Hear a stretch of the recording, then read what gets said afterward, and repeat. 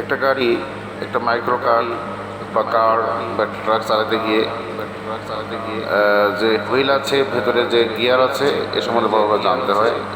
এখানে একটা গাড়ির মধ্যে এক্সাইটার থাকে, পায়ের মধ্যে দিয়ে এক্সাইটার থাকে, ব্রেক থাকে, ক্লাচ থাকে। তিনটি মুভমেন্ট করতে হয়, কিন্তু হাতে এখানে আপনার এই গিয়ারের হুইলগুলা গিয়ার ফেলাইতে হয়। গিয়ার এখানে দেখা গেছে 5টি গিয়ার রয়েছে। 1 নম্বর গিয়ার, 2 নম্বর গিয়ার, 3 নম্বর, 4 নম্বর এবং 5 নম্বর। আমরা যদি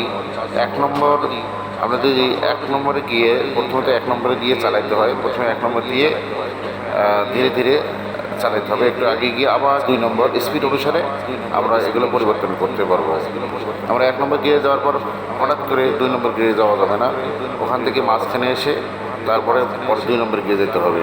তারপর আবার যদি আমরা 3 নম্বর যেতে চাই, তাহলে আবার মাঝখানে 2 নম্বর থেকে আবার মাঝখানে গিয়ে আবার মাঝখানে নিউট্রাল করে আবার 3 নম্বর যেতে হবে। 3 নম্বর থেকে আমরা যখন 4 নম্বর যেতে যাবো, তখন আমরা আবার মাঝখানে নিউট্রালে এসে আবার 4 নম্বরে যাব। আমাদের যদি 5 নম্বরে যাওয়ার প্রয়োজন হয়, তখন আমরা আবার আমাদের হুইলটাকে এই মাঝখানের মাঝ পয়েন্টটাতে নিয়ে আসতে হবে।